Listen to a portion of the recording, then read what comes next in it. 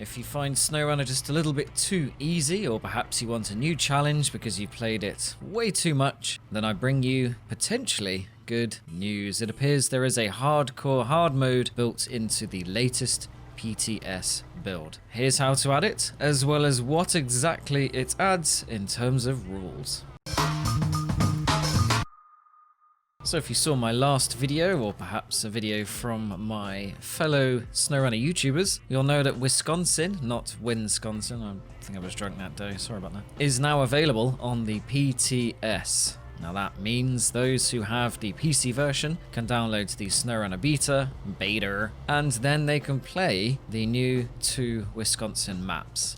Now I talked about exactly what you get in those in another video, so I'm going to get to the point of this one, which is that the developers have quietly added a hard mode. Yes, this was brought to me by the attention of a Redditor / SnowRunner player. I'll put a link in the description to the original report. Now I have to say first that this information was data mined from within the game itself, which means it is definitely real. It's a thing, it's not someone has modded it.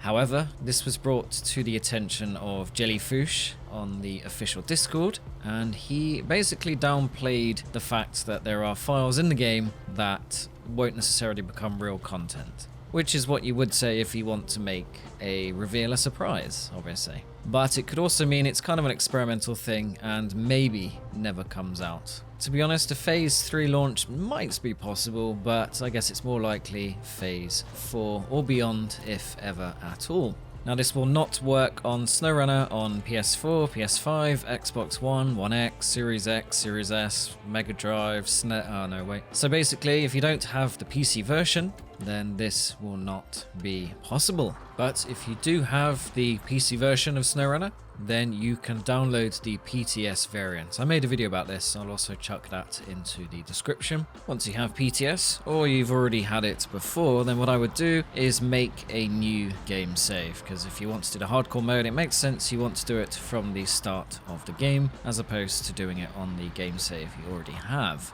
So to do that, click new game, and then new save, or whatever it is, and then pick slot 2 preferably, but I think slot 3 and 4 will probably work. And then you need to play the game until you see those little cogs and the word saving appear on screen, because then that save has been cemented in. Just to be sure, it might be that you can quit out straight away, but I haven't tested that.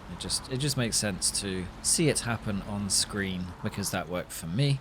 Now you need to navigate to where the game saves exist on the SnowRunner file directory. Now just make sure when you adjust this, you go into SnowRunnerBeta, then storage, then base, or whatever it is, as opposed to just SnowRunner, because then you'll be modifying the standard game save. You want to be modifying the PTS save, because that is different. There won't be a hard mode, or at least there shouldn't be, on the normal game. So if you're not finding the hard mode, chances are that might be your problem. Now in theory you should be able to use Notepad, but just in case you can't, or for some reason if it doesn't work, then you can download the free Notepad++, and then right click on the complete save and then the number of the file or slot that it occupies. So complete save is the first, complete save 1 is the second, and so on up to 4, up to 3 technically. And then once it is open with Notepad or Notepad++, then what you want to do is Control F or search for hard, H-A-R-D. Don't do the IS bit, because technically the instruction in the file is hard mode, but if you just search for is or is hard, it won't work, and I've said is hard too many times now. Oh dear. Anyway, I digress. You'll see that the hard setting, oh this is just not getting easier. The hard setting is set to false, because that means it's disabled, it's off, it's not working. So what you want to do is highlight that and then type in its place true, so swap false to true, and then just file and then save. Don't do save as, don't create anything else, just modify the file in its original place so the game can load it up from the same place, and everything should work perfectly, as it did for me. Now, as I also talk about in my PTS video, you can use maprunner.info to switch the setting on. Although I actually found this a little bit more complicated because you need to copy, put the file somewhere else and put another file back, blah, blah, blah. But it's the same principle for how you use the rank editor and also boost the amount of money you have. So it might actually be useful to do this first, or at least enable the hard mode if you want to start the game with more money, just to give yourself a little bit more of a fighting chance. But if you don't, then yeah, I would just modify the file and save as previously instructed. So now in theory, you should be playing the game in hard mode when you next load it up. Just make sure you load the right slot. So Ben, how does hard mode differ to the normal one? Well, that's a good question. Just bear in mind this is what has been found now. It could change, it could be removed, all that kind of stuff. But here we go. So vehicle deployment between regions costs 2,500 of the SnowRunner dollar, that well-known currency. Between garages on the same region is $500. Now vehicle recovery is not free either. Yes, if you get your little truck stuck, you will be paying the price. It's a bit like having an AA membership, not Alcoholics Anonymous. It's a recovery company for non-UK people. Now for Scout, it's $250, for Highway $500, Off-Road or Heavy Duty $1,000, and for Heavy it's $2,000. So recovering a few times is going to add up rapidly. You also get 3 attempts to try contests, so third time, if you haven't done it, well, you're not completing that contest, so no pressure. Now fuel is supposed to cost money as well, but it appears to be a work in progress. Basically you hold down the button and the truck refuels, but it doesn't cost you anything. So this is quite an interesting one. This is more realistic because it's a bit odd that you can go up to a fuel station and just get it for free. If you do that in real life, it's not going to go well. Another tough one is entering the garage will not refuel and repair your vehicle. As you'll probably see in this gameplay, I tried to get the Fleet Star, put it in the garage, and then take it out the garage, and it's just completely dead. And obviously neither truck fills up fuel when you go in and out. So that is quite hardcore. Basically, if you leave a truck in bad condition or about to run out, you're going to have to sort that out when you leave the garage. Auto loading costs $100 per one cargo, irrelevant of the type of cargo, the size, number of slots, all of that. So if you manually do it, you can save a little bit of money. If you don't, it's going to cost you $100 each time.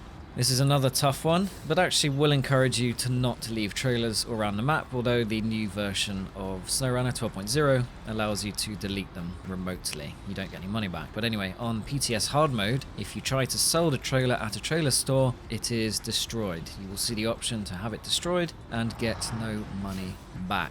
Another biggie, time cannot be skipped. So if it's nighttime, you are stuck at nighttime with the big scary glowing eyes that I made a silly video about. If you haven't watched it, you should. It's not the worst way to spend 7 or 8 minutes, hopefully, anyway. And selling add-ons / vehicles returns half the purchasing price. So if you buy the wrong truck or you get bored of it, you're going to lose half of its value plus half of the value of the add-ons when you come to sell it. So this is quite good because it also slows down the speed of progress from getting trucks on the map and then taking them home and selling them. So either way, this makes the game just a little more restrictive, but also more realistic. I mean, you only need to drive a car 1 mile technically, and you may be hit with depreciation. Ultimately, a product, once it's used, is then used. It's no longer new, so usually you wouldn't pay as much. Apparently, there should also be some option to fully repair your vehicle at a cost, but it's either not been implemented or no one has found it quite yet. If you have, then let me know in the comments. And that, ladies and gentlemen, is a brief introduction to the SnowRunner hard mode, which may or may not become a thing, as I've already said, I think twice. But anyway, it sounds like a pretty cool idea. It's basically a sort of save game plus type thing that I know a lot of the community has been keen to have. So yeah, this could be quite a fun, if challenging, way to increase the longevity of SnowRunner, providing of course you have the PC version. If you don't, then I'm afraid you're just going to have to wait patiently and hope Jellyfish and company put this into the game properly. And that's it for this video. If you have any questions about the hard mode or just SnowRunner in general, then of course feel free to comment, feel free to like, and feel free to subscribe if you're new. I shall see you in the next video. Take care, bye.